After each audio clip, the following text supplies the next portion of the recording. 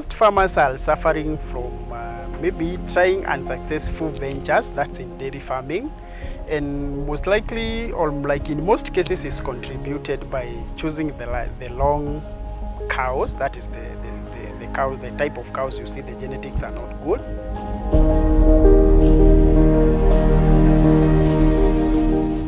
Did you know that most people fail in dairy farming because they overlook one simple thing? It's not about having the best cows or the biggest barn. It's about understanding the balance between care, knowledge, and patience. At times you will find the feeds that they are feeding, the nutritional requirements of the cows and livestock in general are not addressed. People have been used, especially in Africa, to do free-range farming.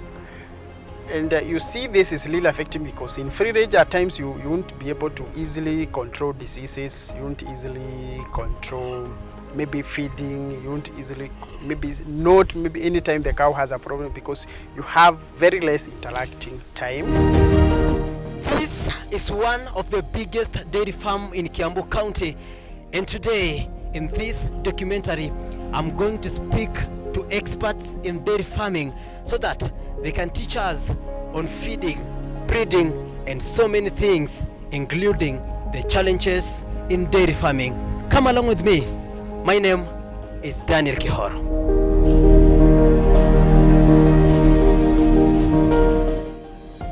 The challenges that we have been going through as a farm, tumepatana na matatizo mingi sana ambayo ya pesa. Sana sana ni mkulima unampea ng'ombe, anakuambia pesa atakuwekea, unarudi nyumbani unapata pesa bado haijapatikana, mnaanza kusubuana.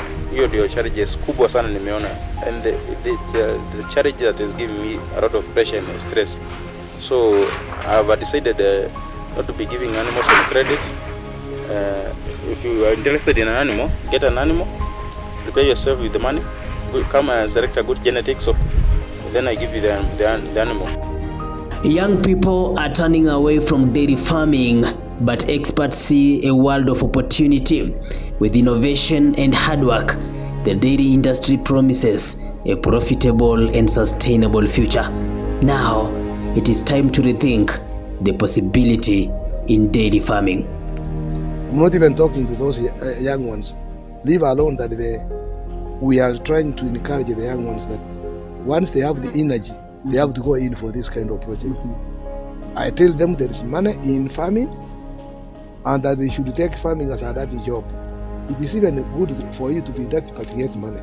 Having money in your pocket is very important. Let them not be, be selective on what they have to do. Sure. Because life needs us to give it a challenge. Instead of you sitting idle, try this at your early stage and put money in your pocket.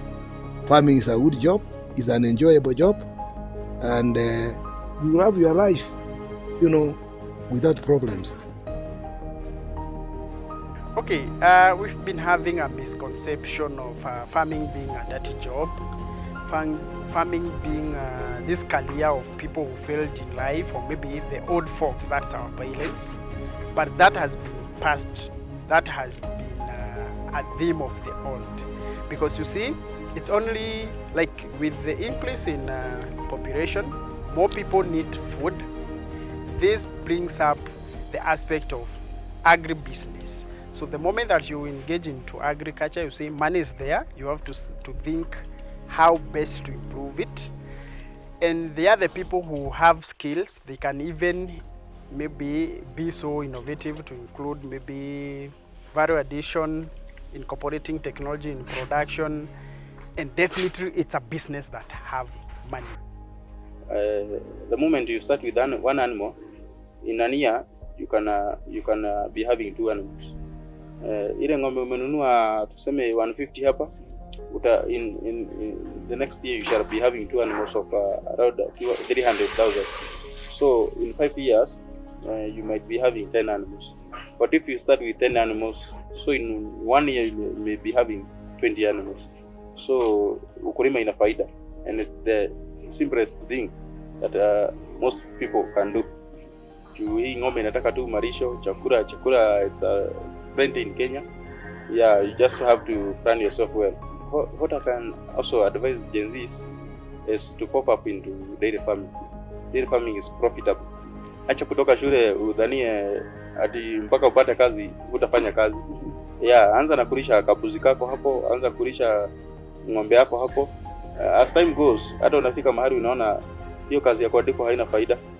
Peleka maziwa yako hapo, asubuhi uko na pesa yako. You continue planning yourself. That's how you grow. Yeah.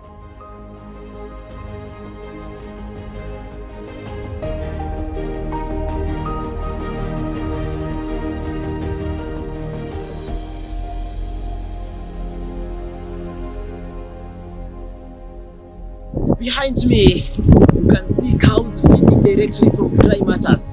But is this the best way for dairy farming? Avoid giving raw feeds. Nakuta mtu ameleta hii maboga mboga ndio anapea ndama. Nyasi hata kama ni tunaita Kikuyu kirasi, ikiwa ile mbichi especially ile ichakomaa na mwaga maji. Inataka chakula ambao imetoa hiyo maji. Inakuwa si ile iko wet sana, kwa sababu iko wet ukiingia unakuta na haribu tumbo. Wanaishi hapa tu, hapa ndio wanakulia, hapa ndio tunakamulia, tuko na joku pale. Na hapa bado ndio hawatoki hapa. Hii zinakaaga tu hapa. Kukula, kukunywa maji na kulala zinakaa huko ndani. So tuseme ni mfumo wa zero grazing. Ni zero grazing. Lakini niko na mandama zinakulia huko nje. Okay. Wale ambao ni wadogo sasa. Okay. We dispensed more freely. So at no point should you be buying a cow and not understanding how am I going to feed it. So if let's say you have 2 acres, if you have a cow, you should know I should be able to provide for the cow sufficient food before I buy the cow. So for dairy farming, I think what many farmers have been doing and maybe what we should change is the precursor should always be the feed. Always be prepared. And if bak chong is currently the most successful of the feed, in the terms of it might not be as nutritious or as palatable as maize, but it grows fast, it grows in most conditions without much need to baby it, then what its output for the animal is also high. So fine, maize can give you more, but the input is way higher. So that means, yes, that means the profit margins will still be less. Unless, again, you're in a region where these things are readily available. But in Kajiado, they might not be the same. Say Kajiado and all other, maybe arid. Yeah, which Kenya, I think more than 50% of it is semi-arid. Sure. Whether we're talking about Machakos, whether we're talking about going to the coastal region, it is dry. But this crop does not struggle in the droughts.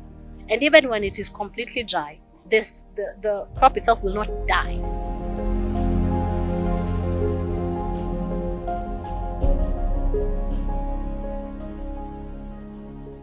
So definitely the question lingers around necessity.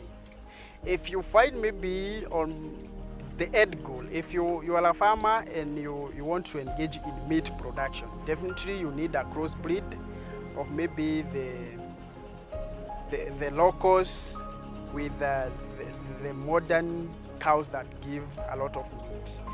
If you in milk production, definitely Friesian is number 1, but it needs food.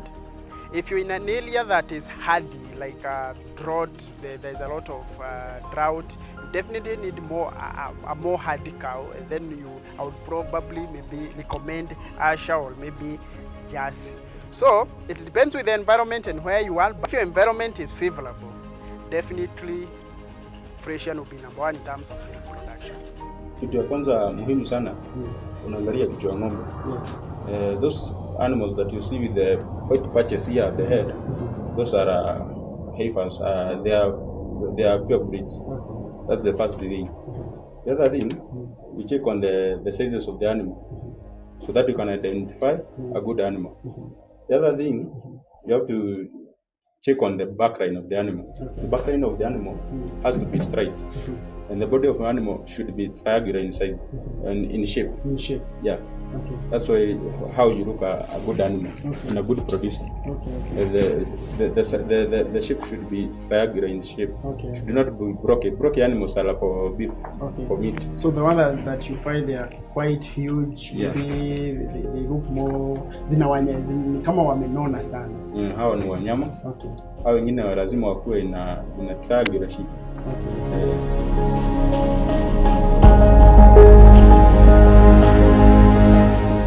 And that marks the end of this documentary. If you've really enjoyed, don't forget to subscribe, like and share. My name is Daniel Kihoro. Jina msalipatia. Yes. Meridian. Yes. Sijajua sana lakini yes. Jina tulipenda. Okay. Tukaipatia Meridian. Meridian.